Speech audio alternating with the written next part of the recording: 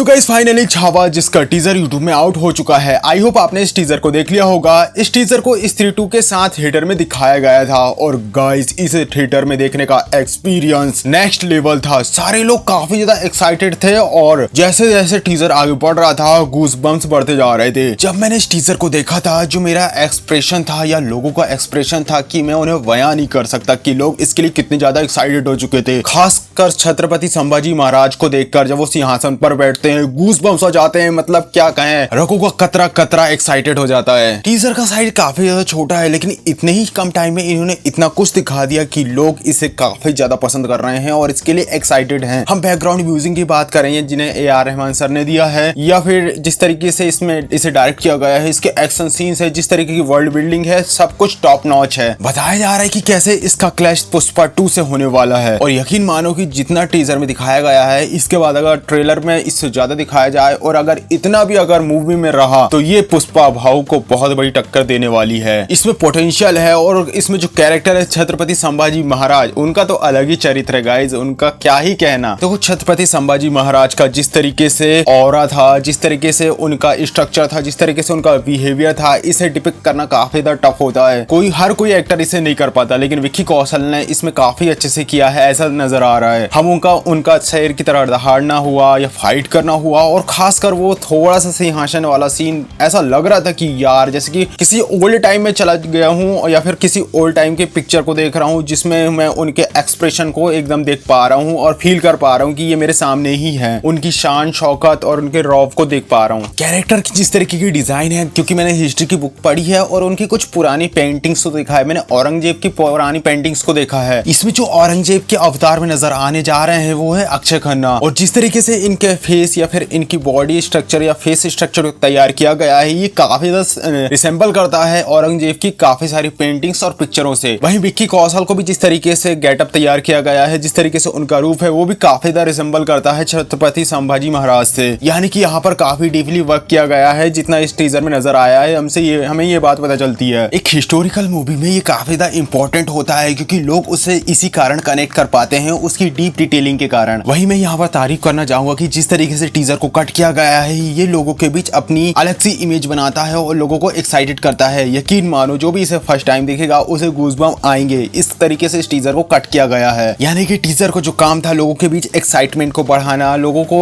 इस मूवी से इंट्रोड्यूस कराना ताकि लोगों के बीच इसकी फर्स्ट इमेज पॉजिटिव इमेज बन पाए, वो इसमें काफी अच्छे से सक्सेसफुल होते हुए नजर आ रहे हैं। देखो जिस तरीके से टीजर में दिखाया गया है और अगर ऐसा ही मूवी में होता है तो यकीन मानो ये मूवी फाड़ कर रख देगी। जैसे कि आई होप आपको ये बात पता होगी कि कैसे हमारी हिस्ट्री के साथ काफी ज्यादा छेड़छाड़ की गई है। पुरानी सरकारों ने अपने विचारधाराओं को पुश करने के लिए हमारी हिस्ट्री के साथ जो हम करंट टाइम में हिस्ट्री पढ़ते हैं उसे काफी अच्छे तरीके से मैनिपुलेट किया है। जो आक्रांता हैं उन्हें महान दिखाया गया है। यहाँ तक कि ये सिलसिला मूवी में भी हमें कई बार देखने को मिला। आक्रमणकारी जिहादियों को इस तरीके से प्रेजेंट किया जाता है कि जैसे कि वो बड़े दयालु थे, बल्कि उनके पीछे की काली सच्चाई को पूरी तरीके से छुपा दिया जाता है, जैसे कि हिस्ट्री के साथ छेड़छाड़ करी गई हो। खासकर वामपंथी सरकारों और वामपंथी सरकारों के टाइम पे जिस तरीके से इतिहास को लिखा गया है, पुस्तकों को लिखा गया है, ये काफी ज्यादा संदेहजनक है या फिर इनमें अभी भी सवाल उठाए जाते हैं। अब क्योंकि परिस्थिति बदल चुकी है और अब पहले की सरकारें जो कि इस तरीके की मूवीज और इस तरीके के टीवी शोज आते भी थे तो उन्हें बंद कर दिए जाते थे या फिर उन पर दबाव बनाया जाता था, जैसे कि चाणक्य हुआ या फिर रामायण, जिसे रामायण का उत्तरकांड जिसे कि रामानंद सागर जी बनाना नहीं चाहते थे लेकिन उन पर दबाव बनाया गया कि वो इसे बनाएं। रामानंद सागर ने भी उत्तर रामायण को या फिर उत्तरकांड को इसलिए ही बनाया था कि अगर कोई और बनाता तो वो इसे और भी ज्यादा बिगाड़ देता है, इसलिए उन्होंने कहा चलो ठीक है मैं ही बना रहा हूँ तो अच्छे से कम बनाएगा। देखो इस मूवी की स्टोरी लाइन थोड़ी थोड़ी तो हमें पता है क्योंकि हमने हिस्ट्री पढ़ी है, काफी कुछ हमने पढ़ा है, लेकिन हमेशा हमने उन कहानियों को इमेजिन